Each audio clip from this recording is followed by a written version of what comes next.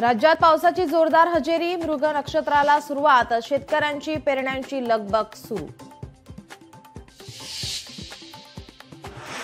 Doctor व्हायचंय पण शिक्षणाचा खर्च परवडत नाही, अमरावतीच्या दर्यापुरात विद्यार्थिनीची आत्महत्या।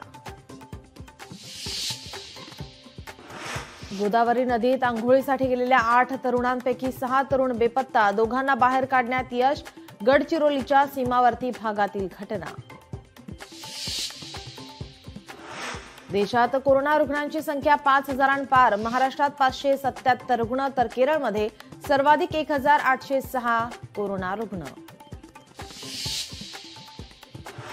शेतकऱ्यांची संपूर्ण कर्जमाफीसह दिव्यांगांच्या विविध मागण्यांसाठी बच्चू कडू आक्रमक, आजपासून अन्न त्याग आंदोलनाला सुरुवात।